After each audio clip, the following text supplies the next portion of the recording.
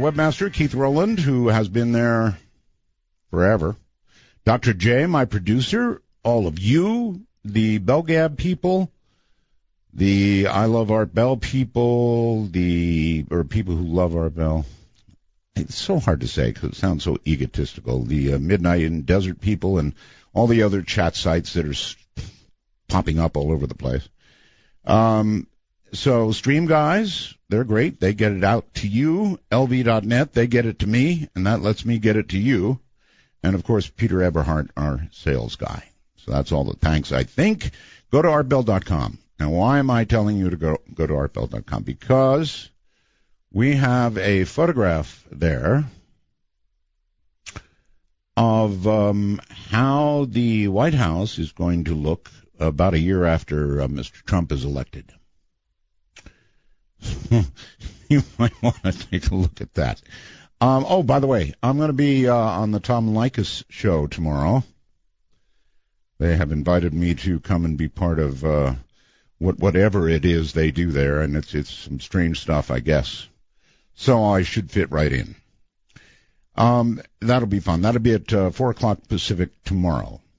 All right, so we've got this barnacle-encrusted wing part, which Boeing is saying, yep, part of a 777. Really could only be part of that 777 because it's the only one that's crashed out there. Can they trace it back and see where it really went down, if it went down on the line that they have, that curved line? I don't know. That's a reach, I think, for modeling. Anyway, they also picked up a suitcase today, a suitcase that belonged to perhaps somebody on that ill-fated flight. The mainstream thinking, the mainstream talking head people, is what I should say, still think that it was a man-done deal. And it probably was. It made an awful lot of turns. NBC ran a very interesting article on China. 700 successful cyber attacks on the U.S. this last year. Maybe we should get hold of Anonymous. I do have that contact, you know. And they should fight China. They could probably do it. I'm not sure how the NSA is doing, but maybe my friends at Anonymous really could make a difference. And one other story, and then we'll get to our guest who's going to be really something, Dr. Dvorak. Well, I'll get to that in a moment. A swarm of UFOs, and this is on ArtBell too, artbell.com. A swarm of UFOs have been caught on camera by many, many, many in Japan's port city of Osaka. The footage, which has been viewed by about 9,000 people now, so it's pretty young. It's released on a Japanese YouTube channel as well. Spherical objects glowing white can be seen flying across the sky in the low-quality video. I'm sorry about that. And some users have speculated they are evidence of ET life. Well, who knows? But the Japanese UFO sighting seems eerily similar to one in London, where concert goers there witnessed a bright group of lights overhead in Hyde Park. So these are mass sightings. I mean, it's not like one or two people. This is many, many, many people seeing all this. Coming up in a moment, Dr. John Dvorak. He received his Ph.D. in planetary geophysics from the California Institute of Technology in Pasadena. That was followed by working for the U.S. Geological Survey on earthquakes and volcanoes, including the 1980 eruption of Mount St. Helens, other eruptions in Hawaii, Alaska, Italy, Central America, and Indonesia. They get big ones. Currently, Dr. Dvorak operates one of the largest telescopes at the summit of Mauna Kea in Hawaii. Hope I got that right. His professional interests include the question of scientific evidence for life beyond planet Earth and whether the multiverse exists. So this is going to be a lot of fun. So coming up in a moment, Dr. Dvorak. Midnight in the Desert. Well, hello, Art. It's great to be here tonight. It's great to have you. Anybody with your credentials is always great to have on the program. And you've got such a wide range of cool stuff you want to talk about. I'm going to start sort of all backwards a little bit and start with the movie San Andreas, because I took my family to see that fairly recently, and, you know, I know that it was all CGI. I know it was all fake, but I'm telling you right now, I was on the edge of my seat taking deep breaths through that whole movie. It just absolutely stunned me. It looked so real. Well, I agree with you. I enjoyed the movie a great deal too. Really? But one thing that you might be surprised about is that the ground shaking that they showed in the movie is not nearly as strong as it will actually be. Oh, God. Because if you recall, for example, when they're on top of the dam. You know, I object to that. Can you tell me about that before we move on? I do recall when they were on the dam. I objected to the dam getting slammed right away before it all began in California. Is that likely? Well, it's not likely for the dam to break up. But what I wanted to point out is that during that first earthquake, people are running around. Yes. And the ground is going to shake so fast that it's impossible to run. You'll actually be down on the ground. That have been falling down. That's right. Mm-hmm. And so there isn't any possible. It's not possible for people to be standing or running around during one of these big earthquakes. So the ground is either moving up and down or laterally or both. Both. And the reason you can't run around is the acceleration is more than 1g. So there are going to be times when you are actually in free fall, and then just a fraction of a second later, you'll be under an acceleration of 2g's or more. Wow. Again, I guess I just object to so many movies of this kind, generally destroying Las Vegas or its environs first. And here they did it again, and boy, there went the dam. But that, of course, was just the first step. It was the beginning of what became really horrible. Well, that's right, and there are earthquakes out there. There's an earthquake zone that runs pretty much from Reno to Las Vegas. Mm-hmm. And it can have rather large earthquakes, not as large as the San Andreas, but you can have magnitude 7+ earthquakes there. The latest one was about 1872. Okay, maybe you can look back in records. I live in the little town called Pahrump, Nevada. We're about 65 miles west of Las Vegas and we're 6 miles from the California border. And a few years ago, we had a 7.3 in the desert. And let me tell you, Doctor, I've got a 100-foot radio tower over my house, and I was sure that piece of steel was going to come cutting through the house like a knife through hot butter, you know. Right. It was a big earthquake, really. Right. That was a Hector mine earthquake that occurred out in the desert, and that was a magnitude 7+ earthquake. 7.3. That's right. They said, yes. And if it had occurred in a place like Reno or Las Vegas or up and down the coast, there would have been major destruction and fatalities. If you sort of look, this is very selfish, but if you look where I am I on a big earthquake fault, or is it? You're in the zone. I'm in the zone. There's a zone that's known as the Walker Seismic Zone. It's named after the first Westerner to go in Yosemite National Park. It wasn't a park then, but he was the first one to see it. And the Walker Seismic Zone is about 600 miles long, about 100 miles wide, and it pretty much runs down the border between California and Nevada, between Reno and Las Vegas. All right. Well, then here's one other selfish question, then we'll move on. There are two types of dirt in the area where I live. One is what we locally call poof dirt, and it's really soft. It's almost like sand. I mean, some people have trouble with houses sinking a little bit into it, or more than a little. And then we have the opposite. Where I live here, we have what's It's almost like cement below me. It's called caliche, and it's kind of like rock-like, actually. So if an earthquake did happen here, would I rather be in the sandy place or the rocky place? Oh, you'd much rather be in the rocky place, on the caliche. On the caliche is an old soil where salts have leached into it, and that's what makes it so hard. Uh-huh. And in terms of earthquakes, it's better to be on solid ground instead of very loose ground. Got it. All right. Now, going for a second back to the movie, then, of course, the rest of the movie happened, and there became an earthquake up and down San Andreas virtually all the way. For all the moviegoer, and I know a lot of people saw this movie, is such a thing even possible, Doctor?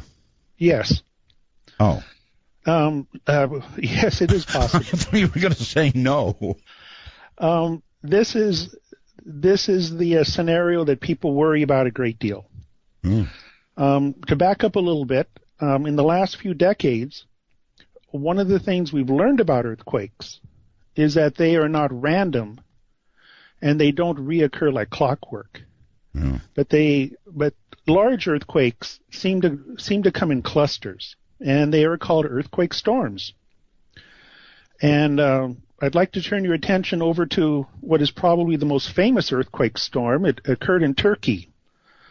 Along a fault right along the northern edge of Turkey, on the edge of the Black Sea. How long ago? From 1939 to 1999. Wow. That's 60 years. There were 13 major earthquakes. 13. And people have often seen an analogy between that and the San Andreas. And that is a very big concern. A gigantic concern, considering that's like 1/6 of our economy in California. Well, that's right. And so that's 13 major earthquakes in 60 years, or roughly about one every 4 or 5 years. It's like having, if you recall, well, like the earthquake that you had in 99, the Hector Mine earthquake. Yes. Or the Northridge in 94, north of Los Angeles. Right. Or the Loma Prieta, also known as the World Series earthquake in 1989. Remember it, yes. What happened in Turkey were 13 earthquakes like that or larger. And so the San Andreas system, everybody I've ever talked to, including myself, see that as an analogy. So it is possible. Okay, well, San Andreas has been suspiciously silent, quiet.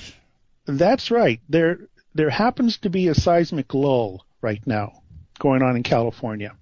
And it's been going on pretty much since the 1906 earthquake. For example. Is that good or bad? Oh, well, I mean, it's good immediately as of the now. It's all in one's perspective about good or bad. It's nature. And my philosophy is I accept nature on its terms because I really don't have a choice, first of all. Okay, well, let me reframe the question. It's been quiescent, it's been so silent, but somehow under the ground I have this mental picture of two things pressed up against each other, trying to move, trying harder to move, and they've been trying for a while now, and then when they do move, they're really going to boogie. Well, that's right. And the two things which are pushing against each other, I think most people are familiar with the tectonic plates. Right. That the outer part of the planet has a dozen or more plates that are moving very slowly. And where they come together, they're stuck. And they sort of grind against each other. Right. And the only way of releasing this is by a big earthquake. And so it's inevitable. There's going to be large earthquakes. The question is when. And it just happens to be that during the great urban expansion in California, from 1920s to the 1970s, sure, that was an extremely quiet period in terms of earthquakes. And that can't persist. And we are getting the first signs that it's starting to pick up. Well, when you look around, an illustration. Well, you may. Go ahead. From about 1840, when the first records are kept. So from about 1840 to 1906, there were about 15 magnitude 5.5 or larger earthquakes in California. That's 15 over a period of about 70 years. The next 70 years, there was only one. And in the last 35 years, I think there's been 5. And so it was really quiet throughout most of the 20th century. And we are getting an increase of magnitude 5.5 and larger earthquakes, but we still aren't up to the 7s and 8s. And even worse, I guess, is it before again the movie, what is the largest earthquake possible? Well, the largest one on the planet would be somewhere in the mid-9s, like what happened in Japan, right? Or happened in Sumatra, right? And what is going to happen up in Washington and Oregon.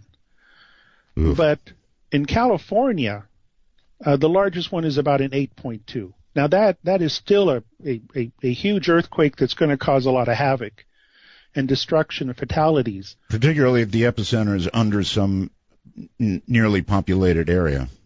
That's right. Now the San Andreas, the only mega city that it goes through is the Bay Area. It goes north of Los Angeles, but there are certainly many splinters of it that run through Los Angeles, like the Hollywood Fault. Right. I mean, if you ever go to Hollywood, everyone stands at Hollywood and Vine. Sure. And you look north, and you see that round building of That's right. Capitol Records, yes. You look beyond that, and Vine Street makes a ramp up. That's the Hollywood Fault. Most movies destroy that building, by the way. That's right. It's a very convenient building. I guess it is, and it's a landmark. But in reality, it's close, huh? A few hundred feet away from the Hollywood Fault. Holy moly. Okay. So something in the 8+ is possible in these areas, and certainly up in the San Francisco Bay Area, huh? Oh, yes. And not just the San Andreas. People are very concerned about the Hayward Fault. That runs from just about San Jose up through Fremont and Oakland and Berkeley. There's a lot of recent concern about the Hayward. Yes. In fact, there was a felt earthquake there just a few weeks ago. Did you say a felt earthquake? Yes, it was a magnitude 4. Okay. So people felt the shaking, but I don't think there was any destruction. But the reason people are also concerned about Hayward, the last major earthquake was 1868. There was about 24,000 people lived in the East Bay. Today, there's over 1.2 million people live in the East Bay. All right. We don't have a movie for people, but if there were a 8.3 or 4 earthquake in the San Francisco Bay Area, what should we expect? Well, during the earthquake, you won't be able to walk around. The best thing when you start feeling the shaking is to get under a desk or something, and it's just drop and hold on to it, and it's going to shake for 1, 2, maybe for 3 minutes. That'll feel like an eternity. The one I felt went for about 45 seconds, and I thought it was forever. You know, the 7.3 you mentioned. Well, that's right. If we go back to the World Series earthquake, 1989, I talked to a Stanford professor who felt it, and he said, I'm well educated. I know everything about earthquakes. But this thing shook for only 12 seconds, and I thought it was an eternity. Right. I thought it was never going to stop. Okay, so, I mean, what people... And then what happens after it is important. Well, yeah, there you go. San Francisco, after something of that magnitude, what's left? Well, there'll be no running water. There'll be no electric power. There'll be no transportation. And there'll be no communication with the cell phones. Well, that just about people rips will have all to of it. Cope. That rips about all of it. I mean, if all of that is gone, That's right, and people will have to cope, depending on the areas. If you're in an outer area, maybe like 20 miles or more, things will probably be out for just a few hours. If you're down in the major shaking, it could be down for weeks. All right. The Circle of Fire, the Ring of Fire, whatever you want to call it, there's sure been an awful lot of action on the rest of it. I mean, Japan, off Indonesia, really big stuff. And, you know, you see that begin to happen. Usually it seems like it comes on around, then something happens in South America, and then it seems to come north. Maybe I'm all wrong about that, but it feels like that. And for some reason, a lot of Asia has been really catching it big time, as you know, and the West Coast not so much. Well, that's right. Again, if an earthquake happens in Japan, it doesn't have any immediate effect on the west coast of North or South America. Right. But it does have a regional effect, and that's where this concept of earthquake storms come from. So there isn't any global increase of activity, but you can have a regional increase of activity that'll last decades, which is pretty much a lifetime. So it could start up, for example, tomorrow in California, and it could keep going for years. That's right, for decades. As another example, you probably remember what happened in Sumatra. Yes, I do. Well, that was not just an isolated earthquake. That was actually part of an earthquake storm. Sumatra was very quiet in terms of earthquakes for over 100 years. And then in 2001, there was the first magnitude 8 earthquake, and they have now had six in 14 years. It was horrible. The tsunami from it was horrible. That's right. And so that's why there's this concern about what seismologists call Cascadia, which is the place of Washington and Oregon. That has been very quiet, very little seismic activity for 200 years. Well, so I have a lot of listeners up in that area right now. What would you say to them? And so what the concern is that there will certainly be a large earthquake, but there'll probably be a series of large earthquakes. And once they start, they'll probably go on for a couple decades and then stop again. Would you imagine people saying, I've had enough after about 2 or 3 and just moving out of the area? A lot of people do. Yes, they do. I had a very good friend who was in the World Series earthquake, the Loma Prieta earthquake, 89. And after 2 days of aftershocks, he said, I finally yelled out, stop this. When is this going to stop? But remember, on these large earthquakes, these will be spaced most likely over a period of many years. So it's not like one today and then one next week and another week. Though it's possible, it's more likely it'll be spaced out. Still very little comfort after you've just had one. Well, that's right.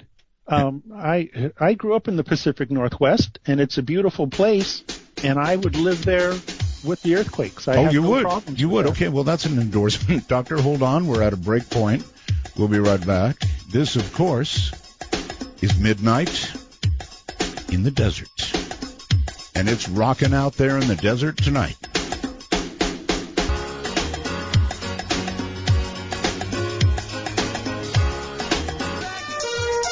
For Dark Matter News, I'm Leo Ashcraft. Witnesses say 3 people were performing an exorcism in a Texas public park on Thursday morning. Started getting louder and louder and louder. I think she was on the ground, and they were standing over her with hands on her, screaming, Satan, I demand that you depart. You've been, and it just went on and on and on. That's the reaction from one bystander after what eyewitnesses are calling an exorcism. It has also concerned the local clergyman, Father Dave Hawksley. My overriding thought in that is I hope that the people who were doing it in some level of training. He describes exorcism as the removal of an evil spirit through the use of prayer and originates from the gospel of Jesus. The person who they're exorcising, that person's getting the care that they need. Police say they were called to the scene, but since it's not illegal to perform an exorcism in a public place, they did not take action. No injuries were reported. A Hillview man has been arrested after he shot down a drone flying over his property, but he's not making any apologies for it. It happened Sunday night at a home in Bullitt County, Kentucky. Hillview police say they were called to the home of a 47-year-old William Meredith after someone complained about a firearm. When they arrived, police say Meredith told them he had shot down a drone that was flying over his house. The drone was hit mid-air and crashed.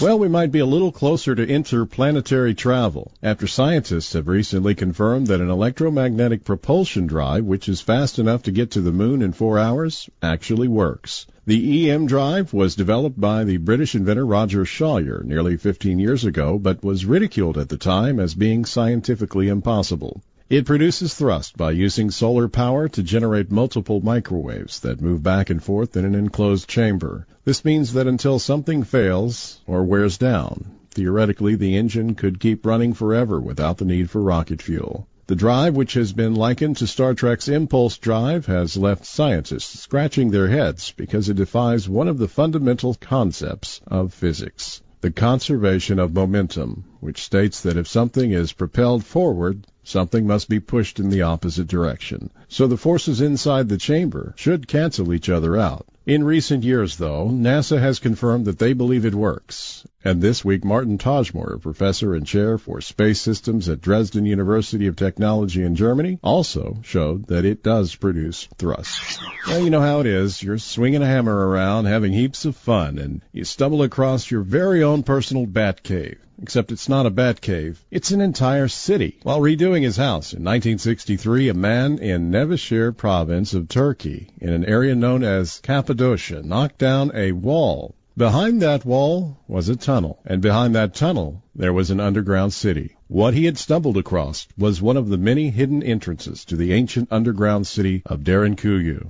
This was an entire city carved into the stone below Cappadocia, reaching some 60 meters below. It had 18 levels. It had it all: residences, churches, food storage, wineries, and even a school. It was designed to house some 20,000 people as well as livestock. It features vents to the surface and several discrete entrances. This all suggests that the city was built as a precaution to protect the people during times of war or natural disaster. Cities like these were used during times of Christian persecution, so religious items would be placed on the lowest levels for protection. The city was also used as a refuge from the Mongolian invasion in the 1300s and up through the 20th century for Christian people fleeing persecution. It was finally abandoned for good in 1923. After its rediscovery, the city opened it to tourists in 1969. Today, about half the city is available to the public. I'm Leo Ashcraft for Dark Matter News. How does one know if you're at the beginning of an earthquake storm or just a one-off event? One doesn't know. That's the unfortunate part.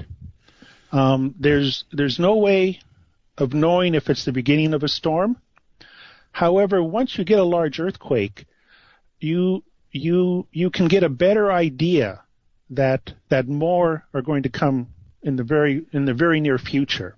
For example, I mentioned Sumatra. Yes. There's been an earthquake storm going on there since 2001. And there's been 6 major earthquakes. And people have said there'll be at least 2 more. Now, these next 2 could easily be 40 years from now, or they may be occurring now. But people are confident that it's not over. Okay, Doctor, we've got a worldwide audience, so I've got a couple of questions for you that just came in on the computer. I get these things as we go on with the show. Richard in Japan asks, Art, question for your guest. I live in Yokohama, and there are some small earthquakes and volcanic activity happening right now, right here. Could Mount Fuji erupt again? Well, Mount Fuji will certainly erupt again, but what you're seeing now is not an indication of a run-up to an eruption of Fuji. Comforting. Mount Fuji was very active until 1707. And so that's now been over 300 years that it's been quiet. But it will erupt again. But what this listener is feeling and seeing is not a run up to an eruption. Just a small flurry of quakes there in Yokohama? Yes. Yeah, because part of the problem is there's always this small flurry of earthquakes, and we've never been able to sort out which ones are the actual lead up and which ones are just background. Gotcha.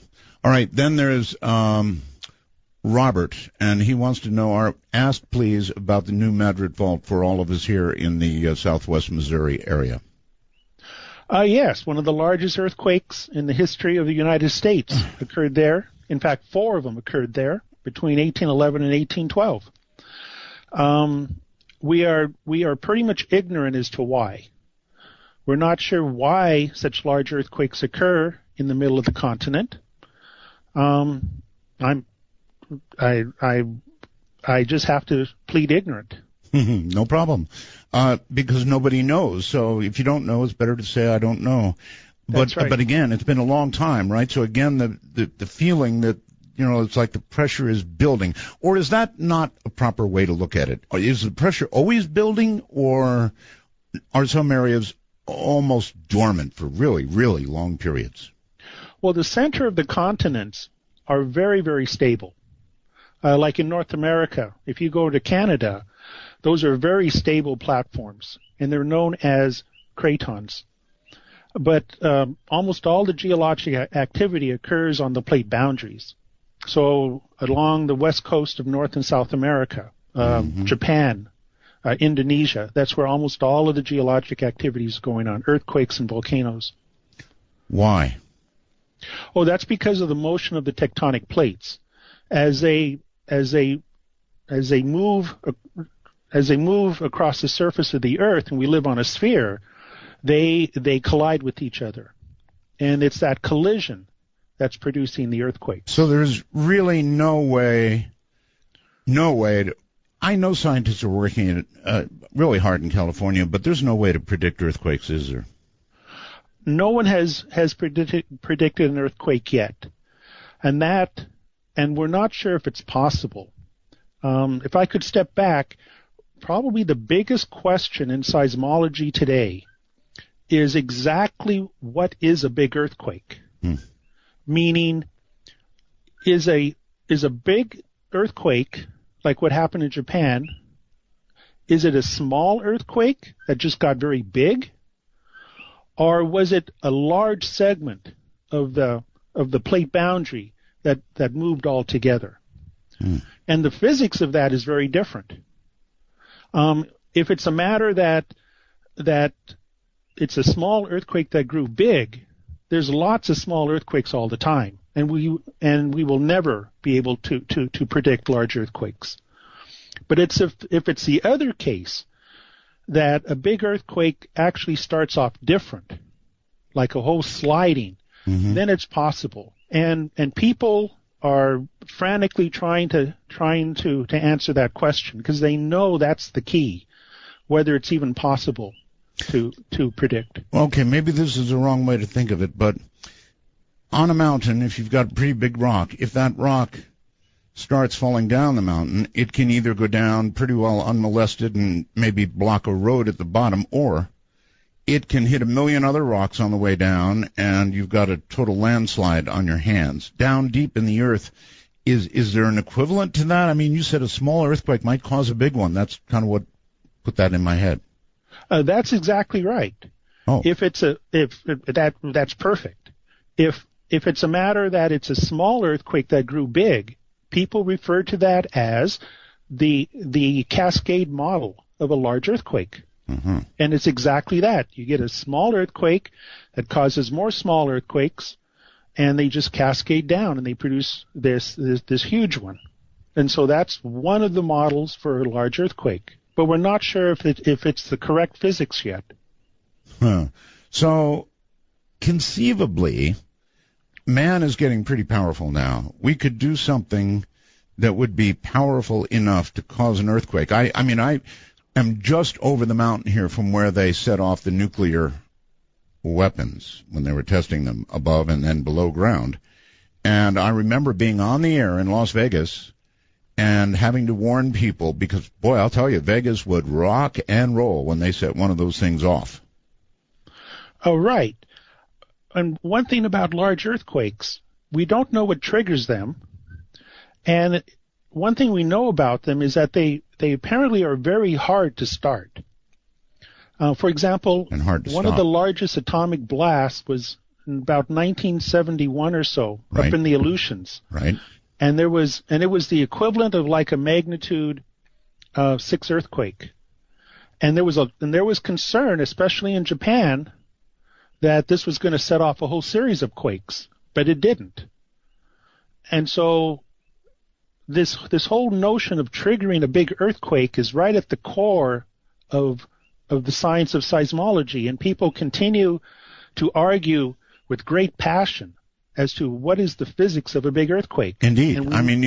I could ask, if you were to set off a nuclear weapon with a pretty big yield somewhere on the San Andreas, do you think that has a chance of triggering the whole mess? No. It's just not putting enough energy in the ground to do that, or the right type of energy. So in other words, even hydrogen bombs are small energy compared to a big earthquake. Yeah, it has to do with the way that the energy gets put into the earth. Because, an explosion is sort of like an impulse. An earthquake is like a sliding. And so if you had a bomb that could actually slide things, it might do it. Let me tell you, a bomb isn't like that. The physics is very different. I see. All right. Let me tell you, your mic is so good, Doctor, and I know you're in Hawaii, right? That I hear a bird in the background. Yeah. The sun is just going down, and that's when the birds start to chirp. Oh, I bet it's gorgeous. It's beautiful in Hawaii every day. Well, I hear that. I very nearly moved recently. I had this ham radio friend who had this gorgeous property up on a hill down on the Big Island, and the only thing that stopped me was interesting because it was coming out of the ground, and I'm talking about the volcanic stuff. I forget what they call it, but it's actually a pretty severe factor. Depending where on the Big Island you are, it fools with air quality, no question about it. Well, that's right. It certainly puts a lot of smoke in the air. I think they call it VOG. That's right, VOG, for a volcanic fog. Right. And that usually blows with the trade winds, so it blows away from where I am. But it's a beautiful island. The volcanoes are one of the intriguing things. Oh, it's gorgeous. And there are and from my house I can see both Kilauea, which I live on in Mauna Loa, and I actually saw both of them erupt simultaneously when I was in bed one morning. Oh, and that didn't move you away, huh? You didn't move away. Oh no! If anything, people come here for eruptions. The eruptions are spectacular. I've never seen anybody not be awed the first time when they see molten rock. Well, I can tell you one who's not awed. I'm married to a Filipina gal, and I lived in the Philippines for a long time. We were in Manila, and we got news that the Mayan volcano was erupting. And I said, come on, hon, let's get in the car and go down there. I want to see this. And I could not get her to budge. I think she's genetically disinclined to go to an erupting volcano. That's the initial response, certainly, and the ones in the Philippines are the ones which explode. They do. The ones here in Hawaii are not. Good point. Very good point. At any rate, I could not get her to budge. She wasn't going to go, and so we never did end up going. But the Mayan volcano was going pretty well there for a while, and it was getting scary, and they were beginning to, make people move away and safety areas and all that sort of thing. But I wanted to go. So I guess you're probably very much like me. You want to see it? Oh, yes. Yes, I'm very intrigued. I'm attracted to the parts of nature which are dynamic. I'm attracted to storms, me earthquakes, too. Oh, me too. Volcanoes. I chase tornadoes. Oh, no, I did earlier in my life. Oh, you did? Oh, heavens, yes. Amarillo, Texas. Friend of mine and I used to get in a little Volkswagen. How dumb is that? And we would chase these giant storms all the way sometimes into Oklahoma, take video and sell it to the TV station there in Amarillo. And so I love it. I love violent anything. But, you know, I married a gal who's somehow got it in her genetic structure to stay away from volcanoes. Can't blame her. Mm-hmm. So I love that kind of thing. So in that, we share something. So with regard to earthquake prediction, it's a no. I mean, there was some guy in California who predicted 98% chance or something like that of one in Northern California, and it never came off. Yes, there's been a whole series of people attempting to predict one. All right. So people are failing at predicting. Now, here's the other question. What about animals? Jim Birkeland is famous for watching the newspaper for missing, lost animals because he thinks they run away before earthquakes. Yes, I'm very familiar with Jim Birkeland, but no one has ever used animals to predict earthquakes. There's a lot of anecdotal evidence, but there's no scientific. And what I mean about that, in order to have scientific evidence for anything, it has to be consistent. You have to have other supportive evidence for it. At some point, you have to come up with a mechanism for it, and you have to be able to use it to sort of predict what's going to happen. And the problem with using animals is that people tell me that their dog, horse, cat ran away, or they came back, or it got active, or it fell asleep, and all that is inconsistent. And that's been the fundamental problem with animal predictions. And people have looked at over 100 different species, and there's just is nothing consistent about it. Okay, so really, when you boil everything you've said down, we just don't understand earthquakes. We don't understand them to the point that we can predict them at all. Fair? That's right. And we don't even know if the physics of large earthquakes even permit it. For example, scientists talk about something being non-deterministic, or it is determined. For example, the orbit of the moon is determined, and I can tell you when an eclipse is going to happen. All that is deterministic. Earthquakes seem to be non-deterministic, which means we may not have any hope of predicting them. I know that's just the physics of it. Right. They've set up lasers looking across mountain ranges and looked for movement, and they've done all these different things, and so you just can't predict. It certainly isn't possible today. All right. Sort of then on to volcanoes. I do have a fear of Yellowstone. Yellowstone, I've seen predictions of what would happen if Yellowstone blew up, and they're not good at all. Well, let me say I've never met a volcano I didn't like. Even Yellowstone? I find them intriguing. The ones at Yellowstone with the boiling pots, the geysers. Oh, that's cool. Yeah. And even looking at the debris from the last major eruptions, all of that is very spectacular. That said, if the caldera, boom, blew up, what would happen? Well, the main effect, of course, is the tremendous amount of ash, yes, which will go. I don't recall exactly what the maps are, but if you're within 50 miles or so, you'll probably have 3 to 4 feet of ash. And even as far as New York, you'll probably have something like 1/10 of an inch of ash. That will certainly raise havoc to transportation and the farmland and so forth, the economy. But such a thing is extremely unlikely. Good. Honestly, good. Now, again, I've got a lot of Northwest listeners, and of course, they're very concerned about Mount St. Helens with good reason. Right. I was at Mount St. Helens in 1980. You were there? Oh yes. Oh my. That's when I started my career. I couldn't believe my great fortune.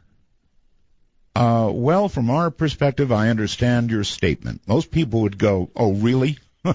Great fortune?" Well, the eruption was spectacular, and dealing with putting in instruments, standing on the ground as it shakes like Jello, and just to be. Well, the one that I was close to was not St. Helens. It was one down in Indonesia, just less than a mile away when it blew up, and that was the goodness. The night that my life changed. It was an epiphany to me when I was just within a mile or two of this volcano exploding, and I had just been in the crater a couple hours earlier. It was a spectacular sight. You had just been in the crater. Yes, we had just gone in the crater. This was Galungu. I doubt if people remember when it exploded in 1982. We were actually at the top of a volcano called Merapi, 50 miles away, during its first explosion. Right. And then we got in Land Rovers and we rushed over there as fast as we could. You do realize you're describing things with a sort of I don't know, a zealot's excitement about how cool it is. Most things that people would move away from, run from. So it's kind of interesting to listen to. I understand it. If you could promise me one thing. Yes, sir.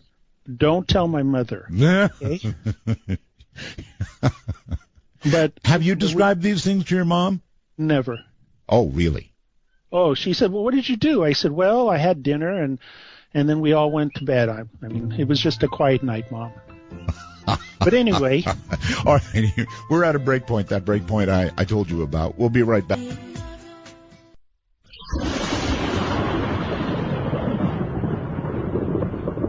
When you feel in your heart, you're very much torn apart because these events are very destructive.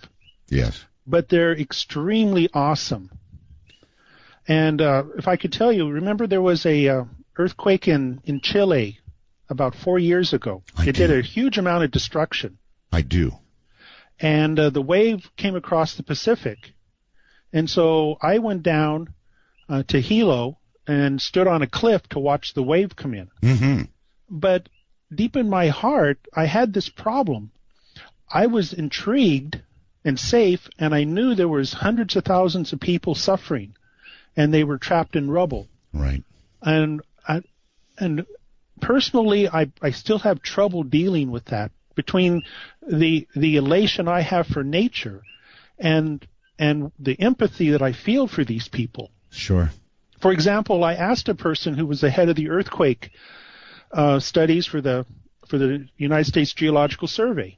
I said, the day you retire, are you going to be disappointed there hasn't been a tremendous earthquake like 1906 in California? Right. And he turned to me and he said, no, because of all the suffering it's going to cause. He said, I'm not sure I could actually deal with that. And yet that's I guess the job. Right? It's a job. You should be interested in it. It's just hard to temper it so that normal people understand. That's all. Oh, that's right. And people who deal with hurricanes, I've talked to them, and they feel the same way. There's this elation that there's a Category 5 monster out there, but they know that in 48 hours it's going to rip across and destroy people's lives. Again, my wife's home in the Philippines is just about the bullseye for more typhoons than you can imagine. It's just horrible. Right. In fact, here on this island, there's a tropical storm that's going to become a hurricane tomorrow, and it's projected to run very close to the Hawaiian Islands on Wednesday. Really? And the question is, will it go across the islands or north or south? And that's sort of part of life of what you deal with. Mm-hmm. Next Thursday, my house may or may not be here. How does it look now? I mean, I'm sure you're following the track very carefully. If the track is accurate, does it miss? Well, it's 1,800 miles away. Oh. And so there's a huge uncertainty. The only thing that is certain right now is that it's going to grow from a tropical storm into a hurricane, Category 2, and it will pass close to the Hawaiian Islands at the middle of next week. And the cone, I'm sure, at that distance is well over you right now. On the cone includes me. Yes, but it could also be 500 miles north. Mm-hmm. So, but long ago, I just learned you accept what's given to you in terms of nature. So Mount St. Helens is the fact that it fairly recently exploded. Does that indicate to you that it's liable to go again, or exact opposite, that it'll go to sleep for a while? Well, a system like that can certainly go dormant for hundreds of years. It is very unlikely to have a replay of what happened in 1980. Good. And there's a variety of reasons. And so that's not, if you ask people who are involved in hazards of volcanoes in the Pacific Northwest, Mount St. Helens is there, but the bigger concerns are Shasta, Mount Hood, and Mount Rainier. Oh. Mount Hood, most of the watershed for Mount Hood, that's the water supply for Portland, Oregon. Right. Mount Rainier, because of the amount of ice on it, could produce a lot of mud flows, and they can reach the water, or on the southern part of Seattle, and there's hundreds of thousands of people live there. And Shasta, there's not as many people, but it could certainly produce a lot of destruction. Okay. And so those are the three which, if you ask about the Pacific Northwest, those are the ones that people focus on. I see. All right. Well, unlike earthquakes, volcanoes, to some degree, I believe, can be predicted. Yes? Yes. Because unlike earthquakes, as far as we can tell, earthquakes are spontaneous events. Volcanic eruptions, it's the movement of magma, and it seems that it takes hours to months for it to actually break through. And so a typical eruption, you'll have hours to months of knowing that something may or may not happen soon. And they'll be clearing people away and that kind of thing. That's right. Unfortunately, there'll be a lot of uncertainty. You're not certain it's going to erupt, and you're not certain exactly how large it's going to be. But there certainly will be. Now hours may not be enough to do a lot of things. But a volcano does not erupt spontaneously.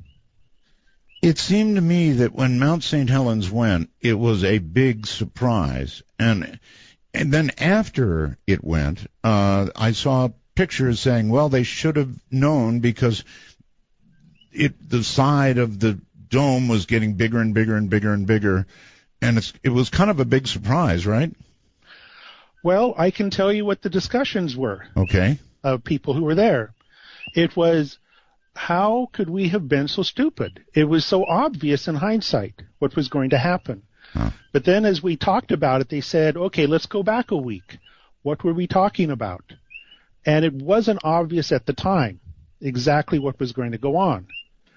And there was this constant balance of how much do we tell people of potentially how bad it may be, right?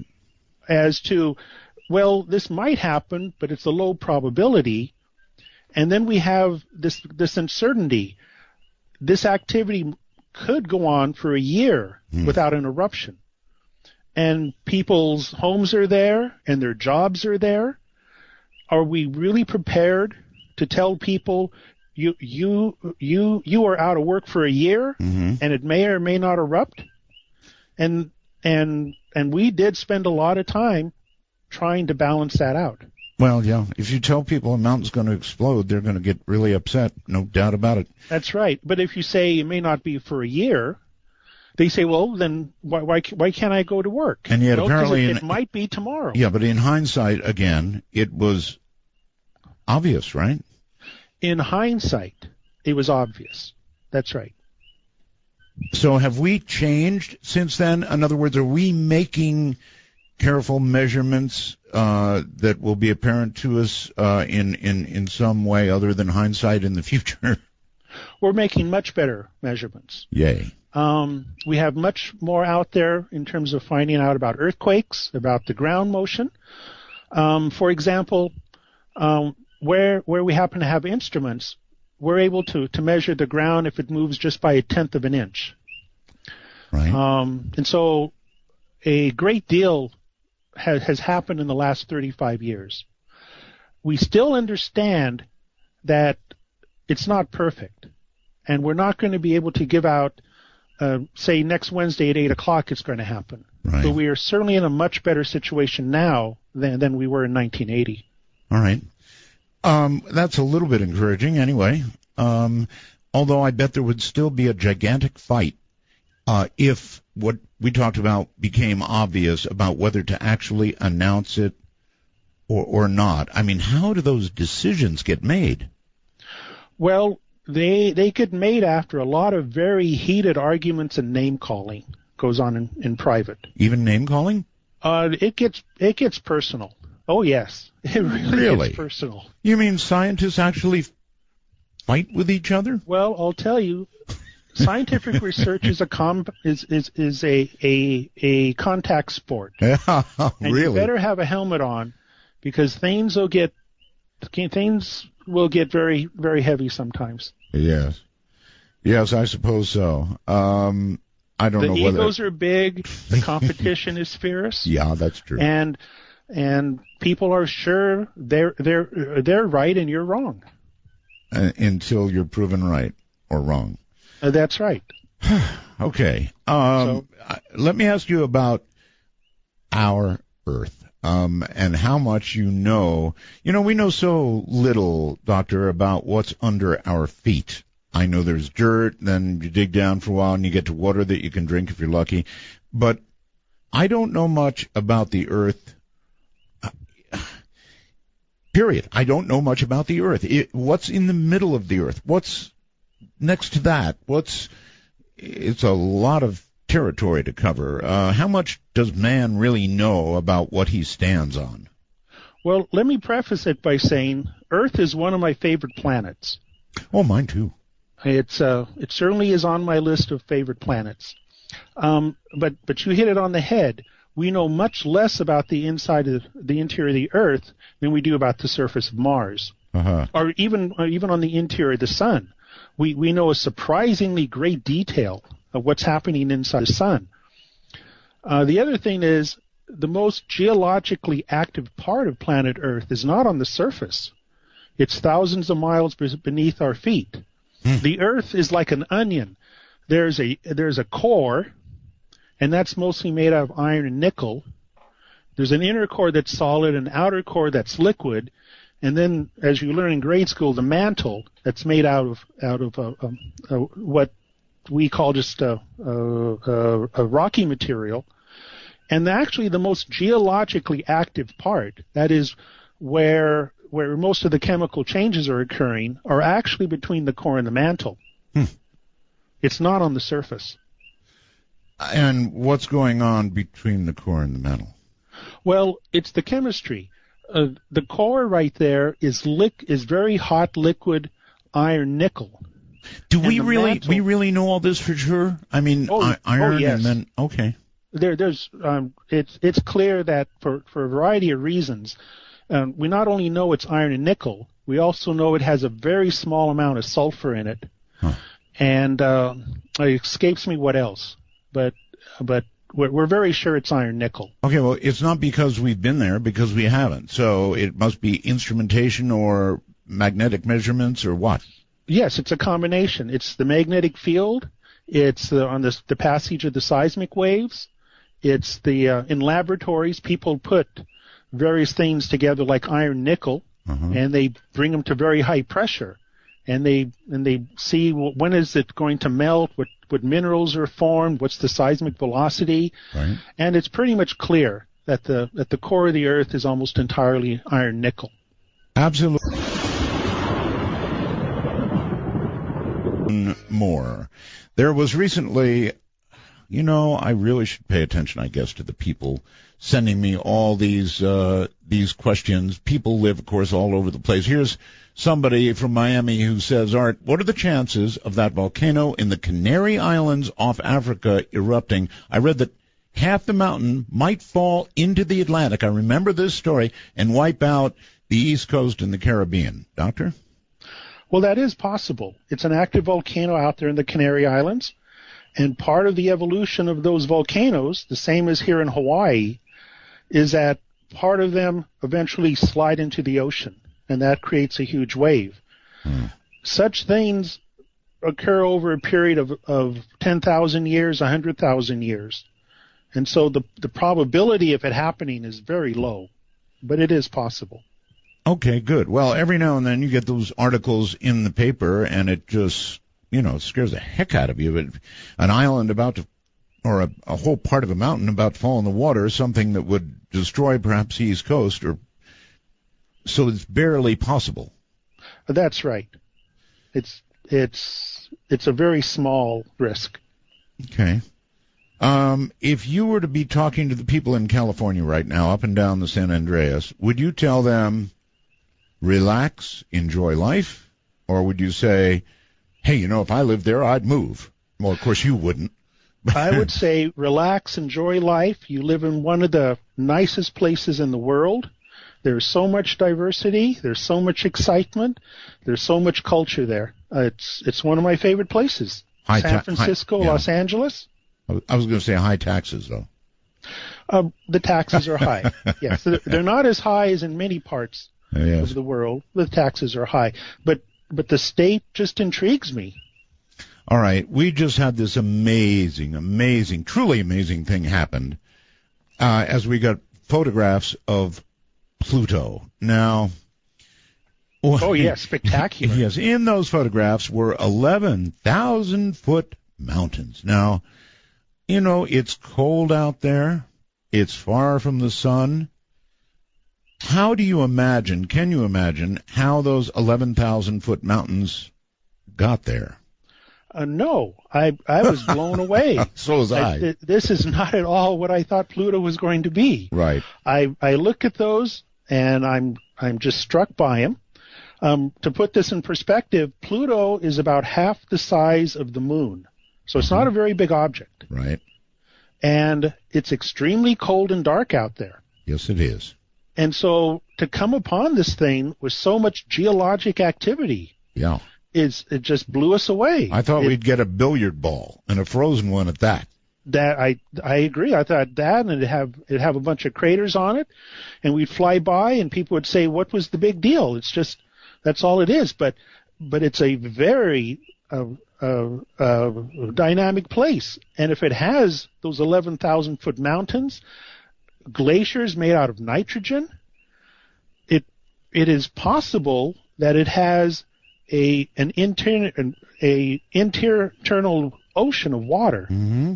And of course, as people say, wherever there's water, there could be life out there. That's right.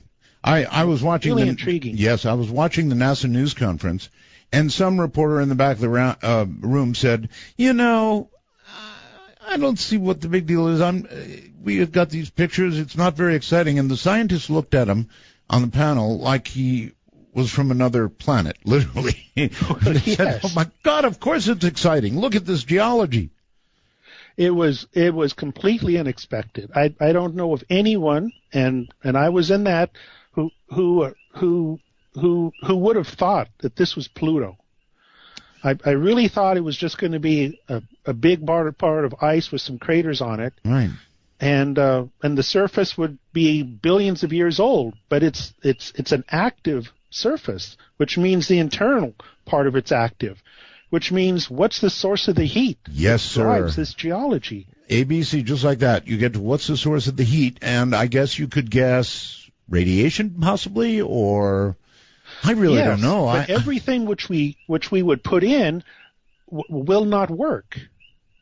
It's because it's a small object, and it just shouldn't have that much heat in it, even the radioactive stuff. So in other words, even if you model it, you don't come up with an answer. You just don't come up with an answer. We are missing something fundamental here, and Pluto is going to point us in a brand new direction. Fundamental, interesting. So that whatever it is might change our whole view of planetary science? That's right, and what's out there. Remember, Pluto is just one of maybe 10,000, 100,000 objects like that out there. And so what are those things like? Yes, indeed. Okay, that's just and incredible. In terms of, well, this looks boring to me. No, these or I mean what the person said at the news conference. Yeah. This always goes back to that same fundamental question: are we alone? What was our origin, and so forth? When you look at a brand new world, that's still part of our history. Well, then this added more questions than it did answers, right? Oh, certainly. I mean, it added a lot of questions. So, you kind of explained the dynamics going on below our feet, but there may be some stuff we don't fully grasp yet. Oh, there are many things. There are many things which we don't understand, many things that are inconsistent, that we're desperately trying to figure out. Okay. One other area that I want to get to, we're going to eventually take calls here, but you are a scientist, and God, I love science. I absolutely love science. I understand that I can talk to you if I wish about the multiverse or the multiverse theory. Can we talk Oh, sure. about that? It'll be the big discovery of the 21st century. You think? Yes. And we're right on the edge of it. We may have collected data, and the telescope that I work at, I may have had observers which have collected data, and they're desperately working through it and trying to convince people that yes, the multiverse is out there. It's not mainstream science. It's not widely accepted, but people are strongly going toward that. You work with a large telescope, as you just mentioned. So I've got to ask on behalf of a lot of people out there, have you ever seen anything that just caused you to jump? I mean, something so weird or strange that you might not even talk about it normally? Oh, no, I'm happy to talk about anything. Really? But what makes me jump, as my father says, does not make a person who's normal jump. So I'm intrigued by different things. Yes, I think we've already established that. Okay.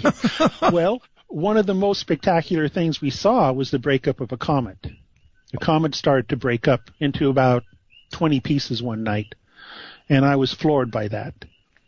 I remember watching a storm over a period of about a week develop and dissipate on the planet Neptune. I was really intrigued by that. Wow. We saw a star flare up in a nursery with stars are being born. We saw one flare up one night, and of course we look at like in the Andromeda Galaxy, and we're able to see clusters of stars that sit there, and though we haven't seen it, we certainly have a lot of evidence of the gigantic black hole that sits right at the heart of the Milky Way. I worry a bit about black holes.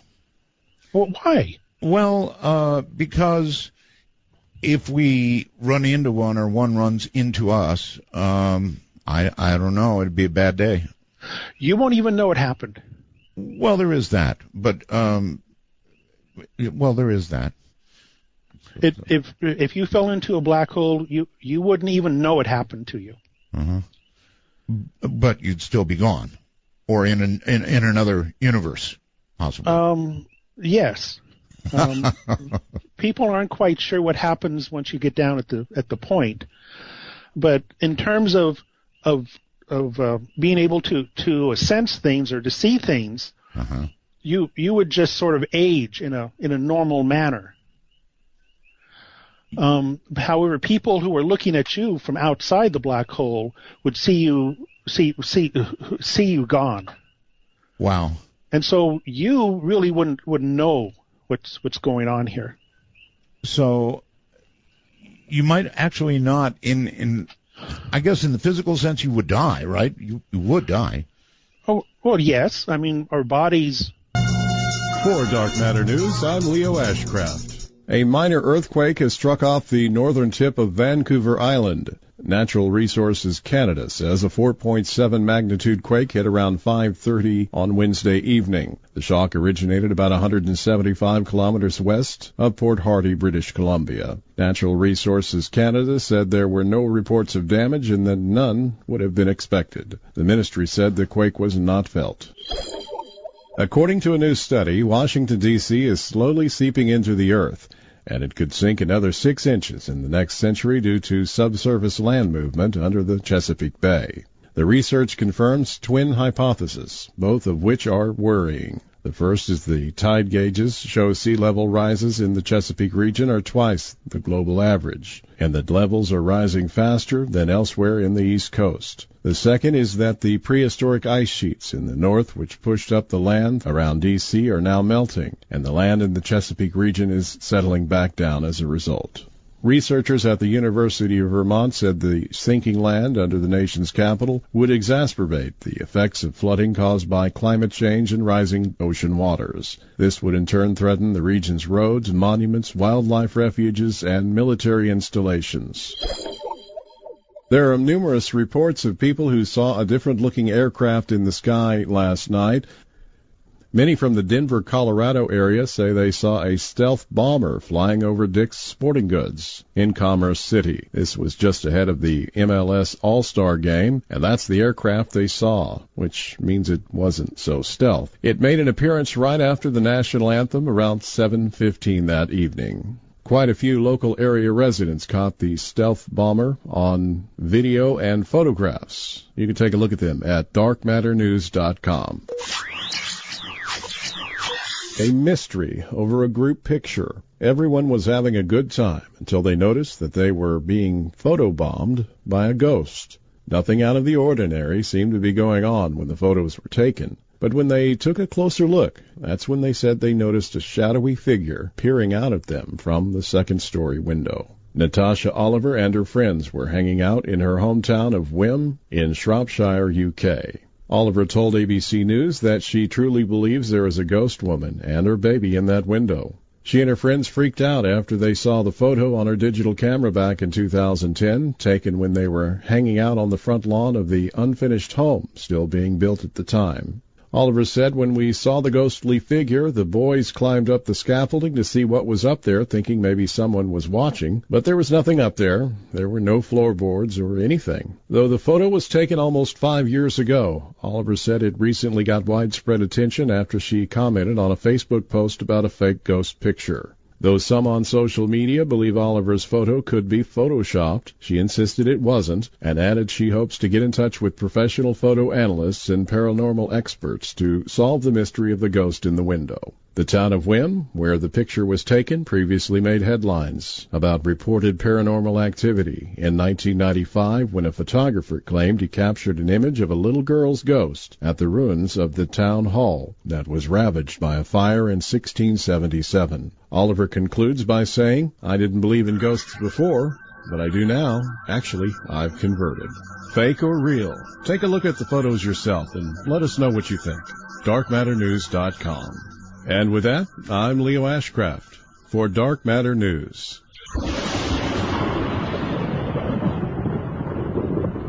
Goes for those of you in other parts of the world. We've got an overseas Skype set up, which is really cool. And you would just put in MITD 55, Midnight in the Desert, MITD 55, and then you could call us at will. And then, of course, the public number, which is not a single line, folks. It's many, many lines. The public number is area code 952-225-5278. 952-225-5278. Back now to Dr. Dvorak. Doctor, welcome back. Yes. Let's stay with the multiverse for a moment. How might we actually find the evidence that really says, yes, there are multiple universes? Well, that's actually a different question from the multiverse. Well, multiverse, yes, I'm sorry. Yes. There was actually a report a few months ago of a discovery. And to put it in the scientific terms, it was a pattern in the B modes of the polarization of the magnetic field on the cosmic background radiation. What that means is that astronomers were able to see the edge of the universe, and that's radiation called a CMB, the cosmic microwave background. Okay. And these people said what they saw were patterns on it.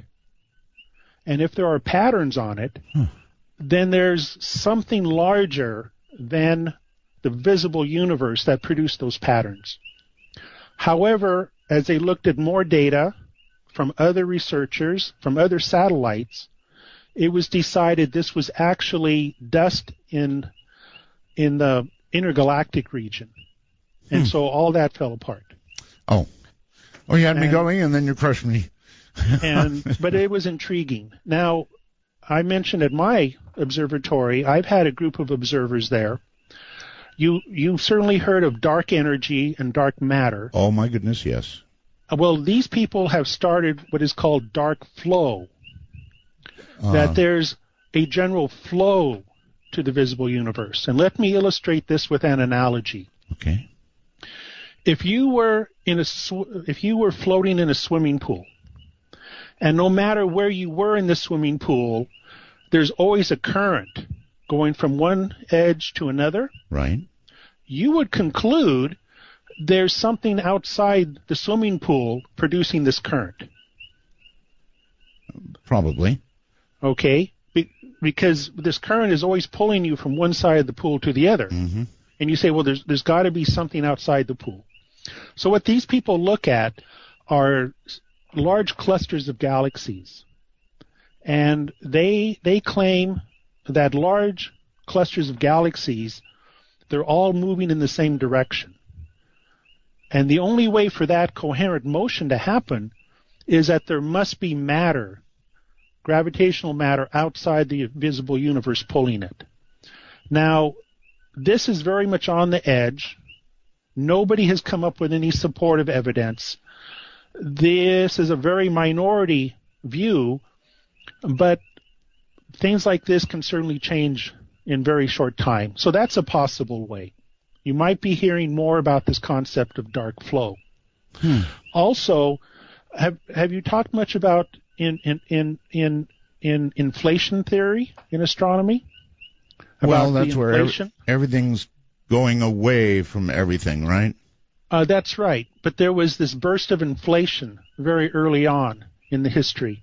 This was an idea that was first developed by Alan Guth at MIT.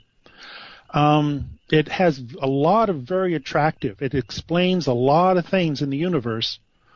But if this inflation theory is correct, then there has to be a multiverse out there. Well, I imagine there is any alternative here. Yeah, I imagine. And people are desperately trying to figure out if inflation theory is correct or not. And so far, it's passed every test, but it's not definitive yet.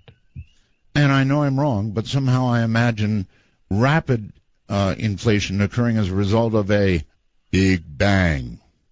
Well, the Big Bang comes after. Really? Yeah. What you and I know as the Big Bang is sort of the coasting that goes on after inflation.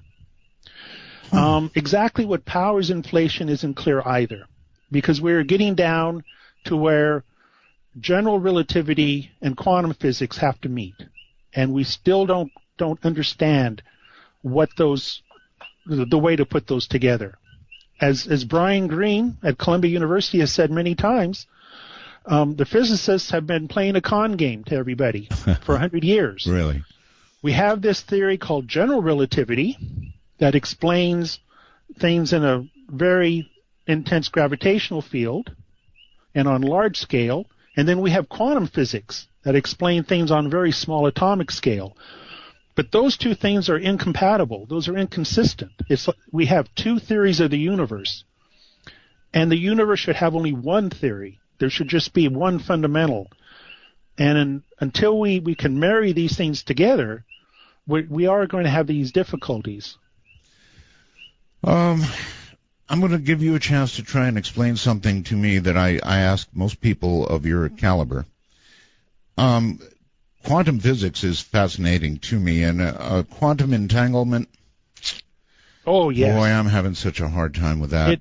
I'm a ham operator. I understand communications, but I don't understand how two things can act in unison no matter how far they're separated without a form of communication that we don't begin to understand. You're exactly right. Einstein called it spooky action at a distance. It's spooky, all right. It's not at all intuitive, but it's the way the universe works. and to put it on a fundamental level, we now live in a world with cell phones and Xerox machines and computers, right? Yes. All of that came out of quantum physics. Right. We are now into what is known as entanglement physics. And so the technology of the 21st century, people say, is going to come out of entanglement. And exactly what's going to come out is, of course, very intriguing. To say the least, I mean, which are being built is the quantum computer. Right. And if the quantum computer, if you can actually build it, it means there are parallel universes out there. That's the only way to explain the way a quantum computer works. Doctor, does that mean if we could build one, we could talk to another or perhaps communicate with another universe? Well, we're not sure. We're not sure Right. how communication goes across that. Right. Or what the effect is. On the electromagnetic radiation, which everyone knows is light, might not go across, but gravity would go across. And this is why people are searching for waves in the gravity field. These would go across other dimensions, the multiverse, and so forth. And so far, all we have is circumstantial evidence for the existence of gravity waves. If we ever get concrete evidence, that's a game changer. Teleportation is a reality now, but it's only on the atomic level. And people are trying to see, can you actually teleport something that is macroscopic? Nobody has done it, but that's where the edge of that part of science is. So and that, fascinating. of course, changes everything in terms of our culture, our technology, and so forth. So right now, quantum entanglement, in terms of trying to get an explanation for it, we might as well call it magic. That's how much we understand it. It looks like magic. Yeah. Because it's not intuitive to us. But remember, we live in a universe that is low energy and is cold. Mm-hmm. And much of the multiverse is probably not like that. There's reason to think that because of the Big Bang, the part of the multiverse that we grew out of got cold and very low energy density. That's what we see out there at night. But most of the multiverse is probably not that. In fact, there's probably neither time nor space in most of the multiverse. Time and space is sort of an illusion that we see because it's cold and dark around here and low energy. Huh. We understand so little about ourselves at these levels. My goodness. That's right. And it comes down to the same questions people have been asking. Where am I in the universe? Am I alone out here? Where did all this stuff come from? We're still trying to answer those basic questions. As a man of science, when confronted with religious faith, conviction, how do you find yourself coming down? Well, whenever I teach a class, I almost always begin by asking my students to tell me something that's true. I come up with the question, how do you know something is true? And the punchline is, there are different ways of coming to truth. There are various rules that we use in science. There are various rules that we use in the court system. to find out if somebody's guilty or not. Right. There's faith. And these are different components of culture that people are using different rules to figure out what is true and what is not. And as you grow old, what you accept will actually shift around. Mm-hmm. So people with faith, I respect them a great deal. It's only when people speak things that are inconsistent or dogmatic to me that it really rubs me raw. But I certainly respect there are different ways of pursuing truth. Sure there are. And there's it's interesting actually. The current pope seems to be kind of moving religion perhaps more toward science, ever so small steps at a time, and science sometimes moves toward the theory of how it all began. Not in 7 days, but nobody knows. I mean, there is that instant, 1 second before the Big Bang. We have no idea what happened, right? Or do we? Well, that's right. We have to, I forget what it is. We go down to 10 to the minus 20 seconds, and we know the physics to that point, but not before. One thing that has to be said is that as you establish truth in science, that has changed over time. What was considered a way of getting scientific truth 100 years ago is not the way that scientific truth is established today. So science, the way we do it, and the way we accept research and truth has changed over time. All right. So there hasn't been any absolute in science. One more question, then I've probably got to go to the phones. But how close do you think we are to building a quantum computer? I know they're fooling around with the very basics of it right now. Yeah, I'm very confused about the quantum computer and what it's going to take. Some people have claimed that they have built one. But most people will say, no, that's not it. That's not producing what's expected of a quantum computer. I'm not sure how close. I'm sitting on the edge of my seat, reading Nature and Science magazine, and seeing if somebody actually does it. It's going to change everything. Remember, a quantum computer makes most of our life obsolete because now your credit card is not secure anymore. All that security is gone. Right. All the military security is gone, which is why the Pentagon's extremely interested in seeing whether a quantum computer can be built or not. I'm worried about Windows 10. Much less a quantum I don't know. computer. I've always been a Mac guy myself. Yes. Very quickly, I think we might have Sandra. Yes. Hi, Sandra. On Skype, you're on the air. Hi there. I live in San Francisco, and I'm loving your show right now because we're almost at a year ago in South Napa. There was a 6.0 earthquake, and that really scared me. And it wasn't, so big in San Francisco, but just how it knocked that city down.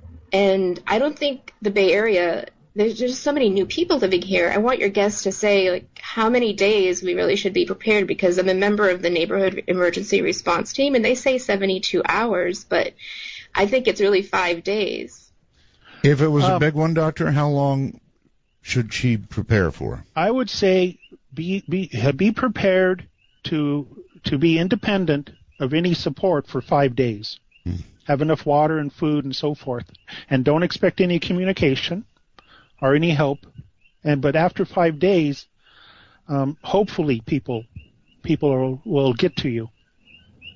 Well, we're trained to be self-sufficient in the NURIT program, and we're also trained to go into buildings when we're ready to just start finding people and help evacuating people. But it's a scary thing to think that could be bigger than 6.0. So thank you. And thank one you. Thing about, am I still there? You're there. She's not. She hung up because something big was a truck or something was I think coming toward her. Oh, okay. What I want to tell her, and this is something that we spend a lot of time thrashing about. If there's an earthquake like the magnitude 6 at Napa, right, the probability of a larger one in 72 hours goes way up. And so if there has been some destruction and you are going to start rescuing people, be aware that the ground could start shaking at any moment. Doctor, is there a way to know if an earthquake that you just felt is a precursor and something big is coming, or if it's just a one-off thing, don't worry about it? No. The only thing which we can do is give a probability of something happening. For example, the probability of a World Series earthquake, like the Loma Prieta, right, happening over the next 3 days is like 1 out of 25,000 or something. If you have a Napa earthquake, the probability of a larger one in the next 72 hours is like 1 out of 20. So it goes way up for those next day or two. Well, and people concerned about earthquake hazards and physics of earthquakes make a very strong point to the rescuers.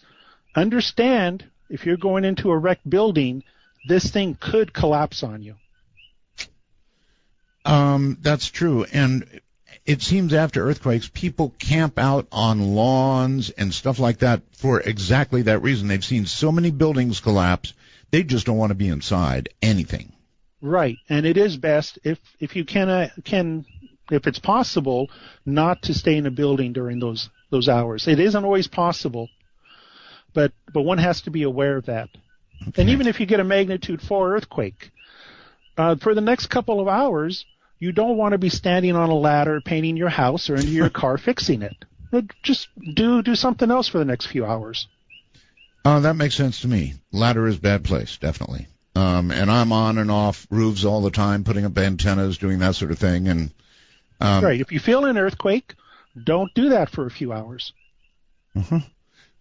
So when scientists say, don't worry, there's not going to be another one, and they do say that sometimes after an earthquake, I was not a precursor. They don't really know. Well, that used to be what was said, maybe some 10, 20 years ago. But that's not what is said today. All right. Stay right there, Doctor. We'll be right back. Dr. Dvorak is my guest. Earthquakes, volcanoes, quantum theory. We're all over the place. Public number is 952-225-5278. Lines are definitely open now. 952-225-5278.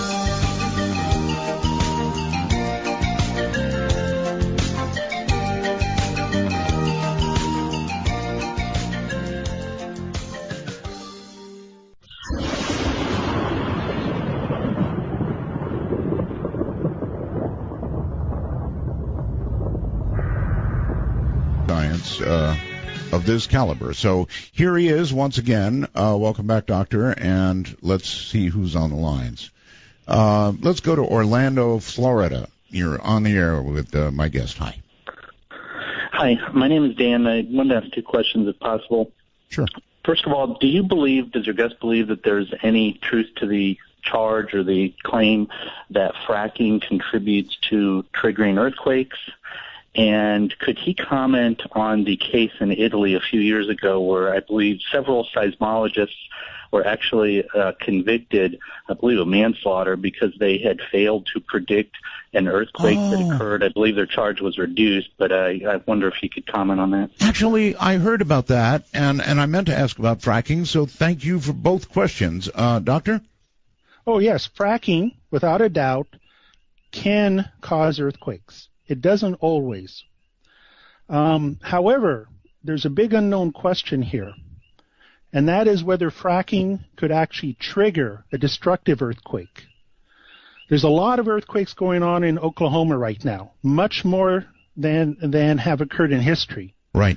And they are, well, actually, it's not it's not actually the fracking that's going on. It's the reinjection of wastewater that's going on, and that is producing these earthquakes. So that is a product of fracking, right? For fracking is actually putting down various types of chemicals at high pressure to actually break the rock. Mostly what's going on in places such as Oklahoma is putting down wastewater, and you put it down under pressure. However, if there's not enough stress in the crust already, it's not going to produce earthquakes. And there are many places where they're fracking and it's not creating earthquakes. So it doesn't always happen, but it can. I am familiar with the ones you talk about in Oklahoma that have just occurred. In fact, there's something odd going on with them, Doctor, and it is that people are hearing this gigantic bang just before the earthquake. Have you heard of that? Yes, that is one of the great unknowns in earthquake science, earthquake sounds. And people still scratch their heads, and there's so many credible people have heard earthquake sounds.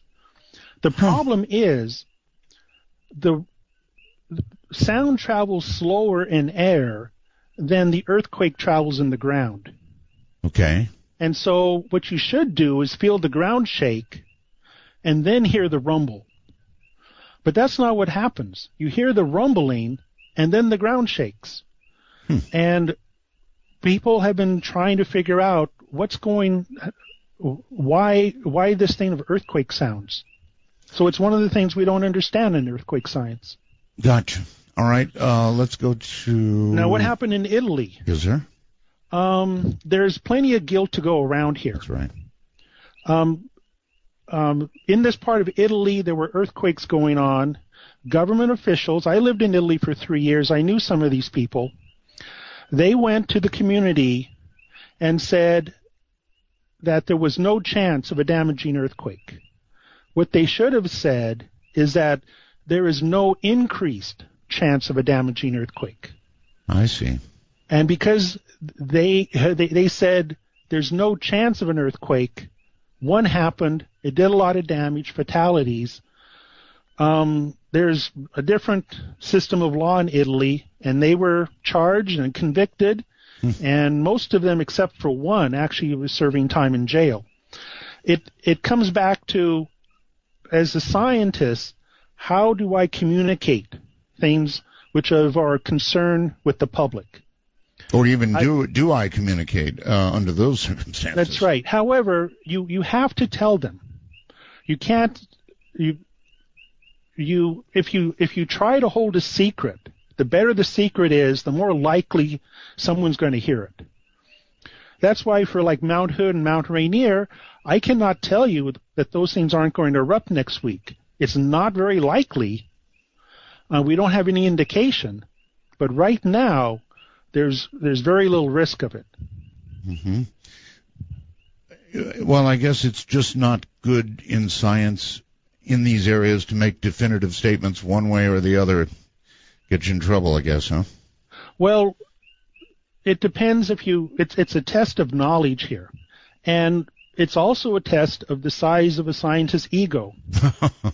To be able to stand up and have a lot of attention and make these pronouncements, I mean, the ego goes way up. Well, for a while. But if you sit up there and you mumble around and you give all these qualifications that maybe this, maybe that, the public will say, what's the use? Right. So you have to learn to actually communicate things. All right. Here's somebody from one of those areas, Portland, Oregon. Hello, you're on the air. Hello, Portland. Portland, Oregon. Okay, can you hear me? I hear you, sort of. I'm sorry. You don't have a really good connection, to be honest. I'm sorry. Sorry about that. Okay, better now. Go. My question was, you were talking about multiverses and black holes, and I was just wondering what your take was on the depiction of a black hole and multiverses in the movie Interstellar. Oh, yes. I loved Interstellar except for the first 40 minutes, and I don't understand why the first 40 minutes were there. That was so slow.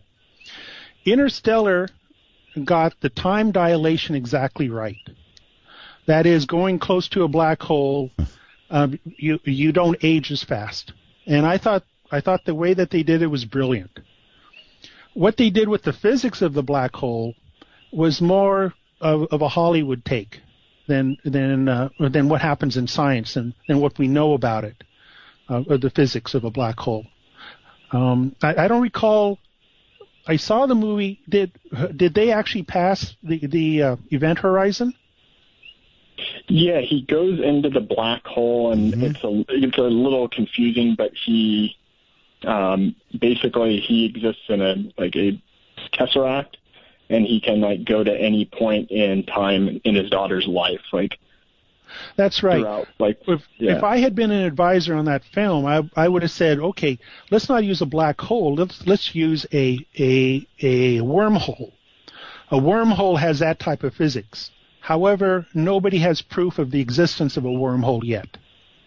That's one of the very curious things in the history of physics. Einstein developed the general theory of relativity in 1915.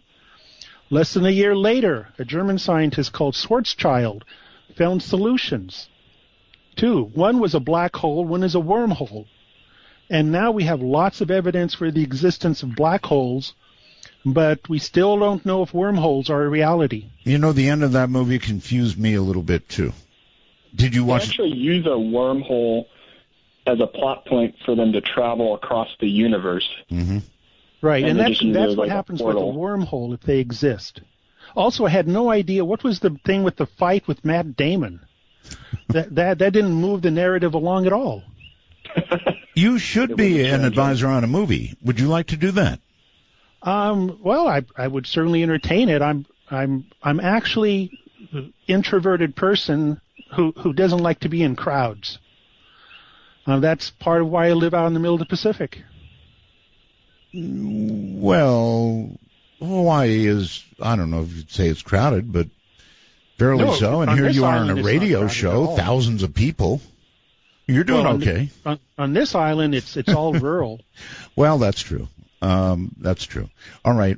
Thank you very much, caller. And on Skype, I believe it's Nick. Hello, Nick. Hello, Art. Hi. Hi, and hello, Dr. Dvorak. Yes. Yeah, I had one comment to add just to the fracking discussion real quick, and I also had a question that has to do with a different area of your expertise. The other caller from Orlando brought up fracking and its effect on earthquakes. I live in Dallas, Texas, and I've lived here for 20 years, never felt a single earthquake until the last year. And I've literally have felt over 30 earthquakes in the last year. Wow. It's pretty weird. It's big topic here, mostly out of the Irving area, but it's pretty scary. I guess I just wanted to kind of tell you that, and I think it's really frightening because they've been 3.5s, 3.3 so far. But I mean, is there a possibility of fracking causing something bigger? 6? Because I don't think anything's built for that here. That's part of the ignorance. We know that fracking can produce earthquakes that are 3s and 4s. Whether they can actually produce 6s and 7s, we simply don't know. But, Doctor, earlier you did say there could be a sort of a rolling stone down the hill effect. So if you produced a little one with fracking that could turn into a big one, that might happen. That might happen, and that's why the research in trying to figure out what triggers a large earthquake is so critical. And the ignorance is very high on this question. Well, it's just a little bit scary. My brother was visiting in town recently, and we were talking about the earthquakes, and it got to the point where there was an earthquake every 2 hours, and it got to the point where I was able to say, you know what, I think there's going to be an earthquake at 10 p.m. tonight, and I bet I'll be right within 10 minutes. And at about 10:15, there was an earthquake. Well, so, I'm curious. Very unusual. What are the officials in the state of Texas telling you? No big deal. We're talking about it, I guess, in the city council meetings. It's not a. I don't know. I guess I haven't heard the official word from them, but it seems to be downplayed a bit. There must be a state geologist who has to issue an actual statement. I guess, yeah, I haven't looked into that, but it's definitely interesting. I had one other question. Not exactly related to earthquakes, but it does have to do with something I know is in your area of expertise, which has to do with just other life in our solar system. I'd love to get your just quick thoughts on the possibility of life on Europa or Titan. and if you think that there's any significance to those claims. I have to give you the non-scientific answer, okay? The one that is the passion in me. Mm-hmm. And that is microbial life is probably all over the solar system. Because we know that microbes, the deepest drill holes that have ever been put into the earth, they find microbes. You find them in those hot mud pots at Yellowstone. You find them in the ice in Antarctica. And the reason that they're probably spread all over the solar system is because a large impact will throw rocks out that will land on another planet or moon. And there certainly has been plenty of opportunity. But that's not a scientific answer. That's just one out of passion. Okay. Thank you. Thank you very much. Great show tonight. Right. Have a good night. Thank you, caller, and take care. Hello there on the phone. You're on the air. Yeah, the doctor probably more or less answered my question about the possibility of eruptions of Mount Rainier. I was wondering what his thoughts were on the super volcano in Yellowstone and what his thoughts on the possibility of that erupting. Right, we did talk about that earlier, but sure. Sure, the possibility of an eruption of Yellowstone is non-zero. That is, it's extremely low, but it's not zero. It's erupted many times in the past. It is certainly going to erupt in the future. There is a very large body under it that's molten, and at some point part of that is going to come out of the ground. Whether it comes out tomorrow or whether it comes out hundreds of thousands of years from now, no one knows. Mm-hmm. Yeah, I was under the impression that it was like every 250,000 years or so. Well, there's always this tendency to try to think that nature operates like a clock. People think about in earthquakes, volcanic eruptions, that this earthquake is overdue. We're finding that things sort of cluster in time, like earthquakes do. But that is still very much debated in science. Well, thank you very much, Doctor, for the answer. And all good luck in your new show. I'm really enjoying it. Well, thank you. In a different world these days. I mean, a completely different world. Doctor, welcome back. Yes.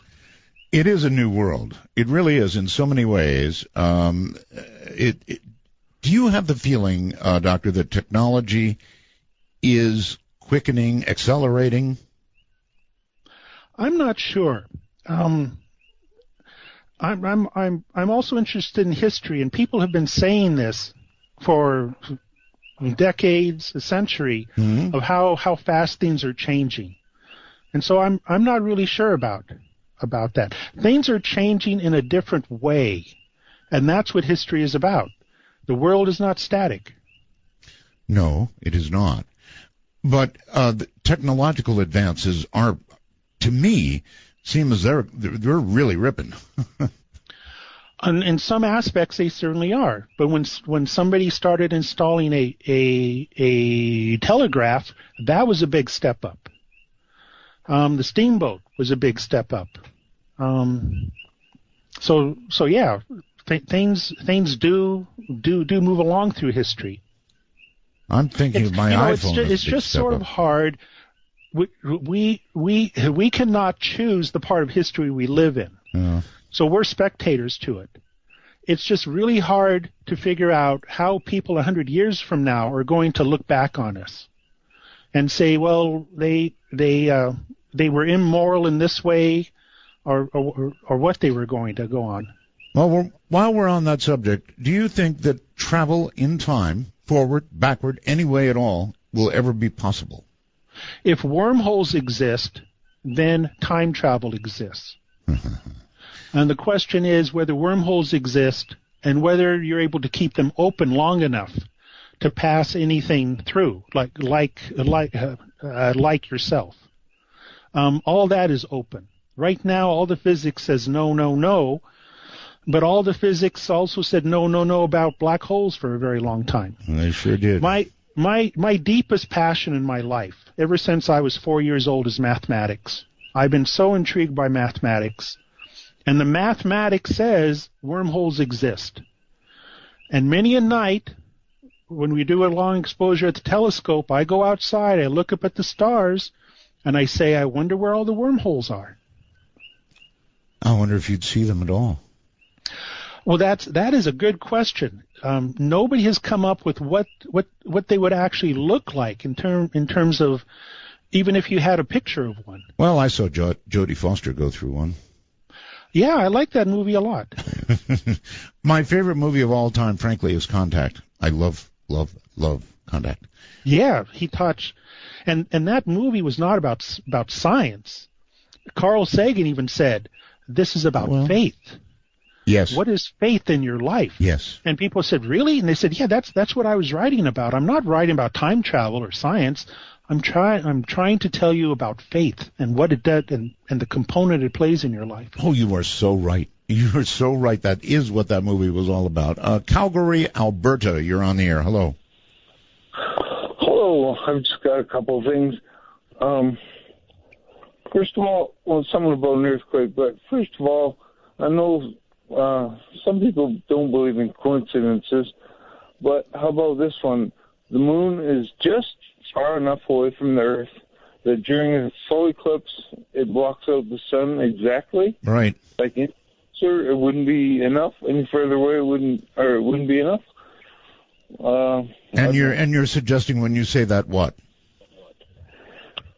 It was put at that distance, maybe somehow. By a creator. Who knows? Okay. It's just a big coincidence to me. And just one other thing, it's something I've heard since I was a kid, that during an earthquake, or before an earthquake, like dogs or other animals know what's coming. That's right. Is there any studies on that, or is that just a tale? Or?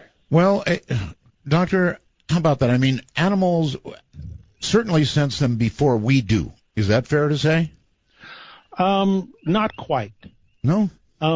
If you're with a friend, and one friend is standing, and okay, you're in a room and you're lying on the ground, and your friend is standing, you will feel the earthquake first. Huh. And I know many people have said this. You know, I was at home, I was lying on the couch, and I felt the earthquake, and my wife didn't in the kitchen until later. Right. What is happening here is that people have heard of the P and S waves go by. The S wave carries almost all the energy, but it's slower.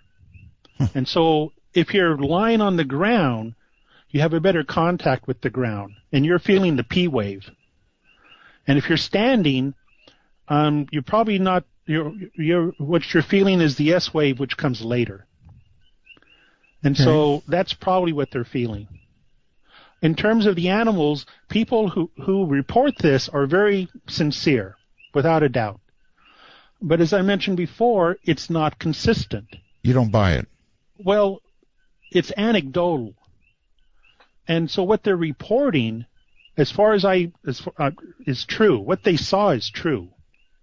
The question is, because it's not consistent, that's not a scientific observation. Yes, but sometimes it has to be internally consistent. Right, but sometimes what is anecdotal becomes definitive. And that's excellent. A lot of science eventually is born out of things that are anecdotal. And it's a question of trying to figure these things out as to all this noise that comes down of all these stories, which one is going to tell us more about the basic physics of earthquakes. Okay, fair enough. Cameron? So anybody with an anecdote, I certainly believe that they're telling me the truth. That's what they saw. Right. All right, Cameron, you're on the air with Dr. Dvorak. Oh, good evening, Art. Good evening, Doctor. Well, good evening. Yes. Before I get started, me and the guys would like to say you have some lovely birds in the background. Yeah, well, those are actually frogs out there. Really? Yes. Well, and, this should be entertaining. And it's loud to me every night. So you let me think they were birds this whole time. When you mentioned that, the sun was going down, and I thought they were birds. And then later on in the show, as it got darker, I said, no, those are frogs. And usually I have a couple in the house. But I don't have any in the house tonight. Those are all outside. Okay. Frogs. Caller? So, anyway. Good ear, caller. Yeah, I was wondering about Cascadia subduction zone. I've read a couple things recently, effects of that, and how that would basically drop the edge of the plate because it's a major convergence zone for a couple of plates. And they say like the tsunami would wipe out clear back to like 5 in Seattle. What would somebody standing in like between Idaho and Washington, North Idaho and the border of Washington, what would somebody feel up there in the farm hills where it's rolling and the soil is like consistency of old alluvial silt and clay? All right. There. Well, if you're at that distance, say the border of Idaho and Washington, what you'll feel is a shaking of the ground. It won't be very strong. In fact, it will be a rather slow shaking. Most of the energy of the very fast waves have already dissipated. And so it's mostly just the shaking. People will probably feel that earthquake as far as Montana, maybe the... For Dark Matter News, I'm Leo Ashcraft. Oh, come on now.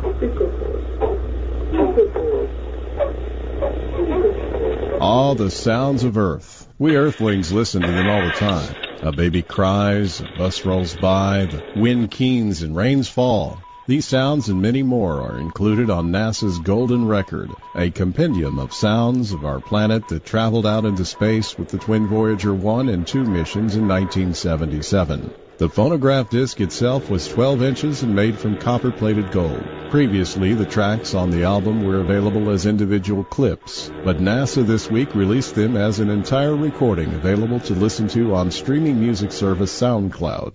You can pretend you're an alien way out somewhere in the universe, encountering a Voyager spacecraft and listening to an audio introduction to what Earth was like in 1977. You'll hear crickets, footsteps, Morse code, laughter, fire, a barking dog, and an elephant.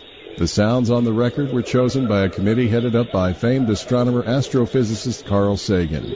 As NASA notes, it was intended to communicate a story of our world to extraterrestrials. The Golden Record was created before the age of the Internet. Would a new Golden Record today skip the sounds of a horse and cart and instead include a cell phone ringing or the clicking of a computer keyboard? To listen to the entire Golden Record, visit darkmatternews.com.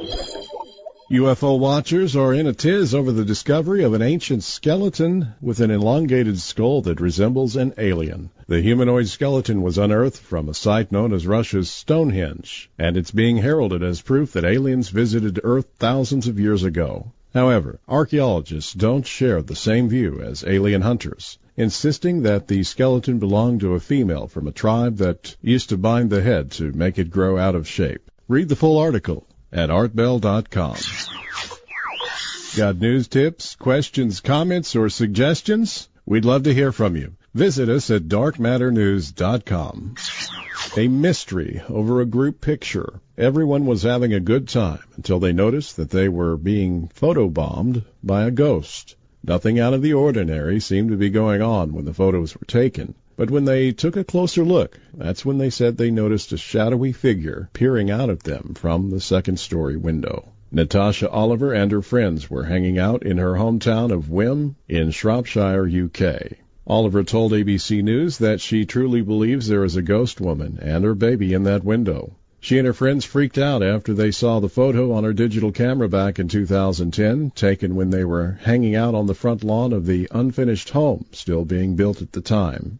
Oliver said, when we saw the ghostly figure, the boys climbed up the scaffolding to see what was up there, thinking maybe someone was watching. But there was nothing up there. There were no floorboards or anything. Though the photo was taken almost 5 years ago, Oliver said it recently got widespread attention after she commented on a Facebook post about a fake ghost picture. Though some on social media believe Oliver's photo could be photoshopped, she insisted it wasn't and added she hopes to get in touch with professional photo analysts and paranormal experts to solve the mystery of the ghost in the window. The town of Wim, where the picture was taken, previously made headlines about reported paranormal activity in 1995 when a photographer claimed he captured an image of a little girl's ghost at the ruins of the town hall that was ravaged by a fire in 1677. Oliver concludes by saying, "I didn't believe in ghosts before, but I do now. Actually, I've converted."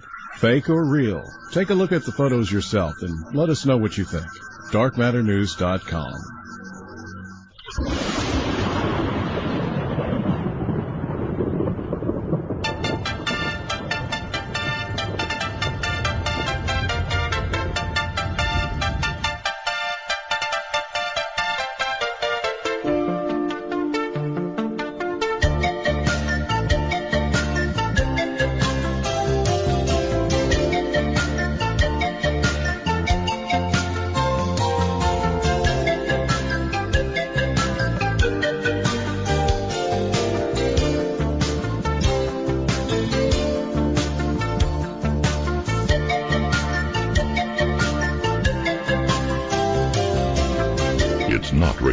But it is what's next. To cast your ray of light into the darkness, please call 1-952-CALL-ART. That's 1-952-225-5278. Again, everybody, we have included now the Leo Ashcraft newscast in the podcast because so many people asked for it. It is very, very unusual, to be sure. Unlike any other newscast you hear. And he does quite the job, no question. My guest is Dr. John Dvorak. He is in Hawaii with a bunch of frogs, I guess. Welcome back, Doctor. Well, thank you. Lots of people want to ask questions, so let's rage along and see what we find. Wherever you are, you're on the air. Hello. This is Patrick in Richmond, Virginia, listening on WTWW shortwave at 5085 kilohertz. That's the way to give a promo. That is packing a walloping 100 kilowatt signal, and I think it's lighting up the ionosphere worldwide. I'm sure. So my question for your guest is, according to Einstein's famous equation equals mc squared, one has to realize that c squared is simply a constant of 90 quadrillion. So if you divide both sides of that equation by 90 quadrillion, you get energy divided by 90 quadrillion equals mass. It seems to me impossible that mass could hold all that energy without just vaporizing or dissolving or blowing apart. Could it be that this is a placeholder where some of that energy has to be transferred to a higher dimension in order for it to exist as stable gravitational producing mass? Well, the equation E equals mc squared just tells you that mass and energy are the same thing. I think the question you're asking is whether part of that energy or mass could actually go into other dimensions. Right. That's actually a very good question to ask, because people are doing experiments to find out, like we mentioned, the quantum computer. If the quantum computer works, that implies parallel universe. Mm-hmm. And the question is, what do we mean by a parallel universe? It would be a different dimension. And this may sound strange, but they're trying to measure the distance between our universe and that universe. Mm-hmm. And to get into that, we actually have to talk a great deal of topology as to the way you do this in a 4, 5, or 20-dimensional space. And as you can tell, I don't think I'm prepared to talk about the multiple dimensions. I was going to say, it's sailing over my head. Yeah, but there is this question of the gravitational energy. Does it actually seep into these other dimensions? That is a legitimate question. Yes, I've heard that. I've heard it said, Doctor, that is, if we're going to discover another dimension, that's how we're going to do it, by gravity. Right, and the explanation, of the 4 fundamental forces, the strong force, the weak force, and and the gravitational force in there, people have said, why is the gravitational force so weak? It's so much weaker than the rest. Mm-hmm. And one explanation is because it goes through all these other dimensions. And the strong and weak force stay only in the 3 dimensions that we have. Okay, caller, I think that's the best we can do. Thanks. Thank you very much for the call, and take care. Let's try, let's see. How about Jess on Skype? Art Bell, welcome back. Thank you. Fantastic to have you back. Good to be here, as opposed to the alternative. Anyway, do you have a question? I do, sir. Okay. So, I live in Iowa. Okay. And approximately around May or June, early part of June, I heard what was a loud bang, or it sounded like a car crash. Mm-hmm. I was sitting with 3 or 4 other gentlemen that evening, and we heard the bang, and nobody could really explain it. Now I'm kind of Google searching that there was an actual earthquake at New Madrid that night. Can Mr. Dvorak explain? We're 4.5 hours away from there. Dr. Dvorak. I'm sorry, Dr. Dvorak. Oh, no, that's fine. No, John is okay. It's a good question, Doctor. These big bangs, we're getting reports of these all over the place ahead of earthquakes. What in the world? I don't have an answer. I would need more information as to exactly the timing and so forth. But as I mentioned, earthquake sounds are real, but we don't understand the physics of them. Caller? Well, thank you very much for the information. Right. Thank you for the call. Yeah, these really are strange. These sudden bangs are just plain weird. You know, when Lewis and Clark, in their journals, when they went across the Great Plains, yes, Lewis writes about bangs, and people have scratched their heads. What is he hearing out there? The weather is clear. Yeah. And of course, when he talked to the people who were living out there, they said yes, these happen. And we're not sure what that is. All right, being not sure is okay. Dustin on the phone. No, I'm sorry, Pottstown on the phone. You're on the air. Yes, my name's Mike. I'm actually calling from Hagerstown, Maryland. Okay. Good evening, Art, and good evening, Dr. Dvorak. My question is, are you familiar with Charles Hapgood's theory of the Earth's crustal displacement? And it's the slippage of the entire crust of the Earth on the lithosphere as one solid motion. It's believed that the theory says that the Earth could have actually slipped as much as 40 degrees, where the core, the mantle, and stays in place and maintains its axis. But this does not conflict with the idea of plate tectonics, because plate tectonics, of course, plates ride on the lithosphere. And I think the theory originally started, it was a Russian study back in the 40s and 50s, and Charles Hapgood caught onto it, and he presented it to Albert Einstein. Einstein gave it some credibility. He didn't really acknowledge it as something that he was going to sign on to, but he didn't discount it completely. And my interest in this is the idea that recently there's been borehole drilling in Antarctica, and some of the specimens that have come up have shown tropical plants that were frozen nearly instantly. And so if this crustal slippage did actually happen, it could have brought Atlantis from near the equator down to where Antarctica is today.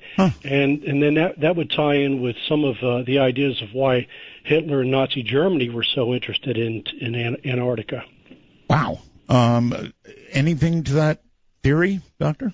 Well, it's very interesting, without a doubt, but I have to plead I'm ignorant about it. Okay. It is true that they found tropical plants, of course, For example, at the North Pole, I think. Yes. Antarctica and so forth. Absolutely. Right. And that's because of the drift of the tectonic plates. These things go back to very early parts of Earth history. I know what I want to ask you about. With regard to earthquakes, I remember a really deep earthquake. It was like 400 miles down in the earth that occurred, and it was felt all over the East Coast. I mean, all over the place. It was just amazing. How can you have earthquakes 400 miles down? Well, in the areas where the crust is going down into the earth, like in Japan, yes, or South America, yes, those earthquakes can originate down that deep, and that's because it's a cold part of the crust is going down. Huh. But exactly what the mechanism isn't clear.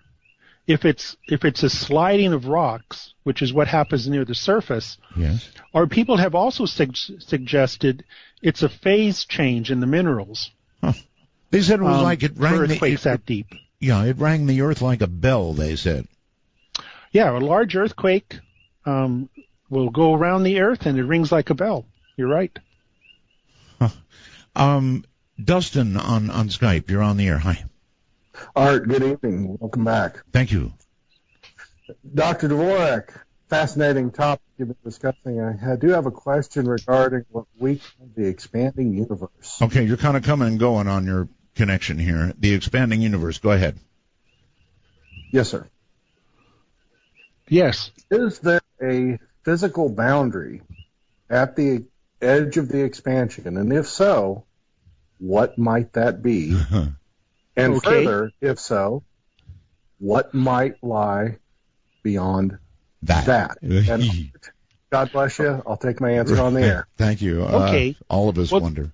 Well, there is an edge to the universe. The easiest way to think of it is that it's an edge in time. The universe is only so old, and light can only travel so far in that time frame. There is a physical edge to it.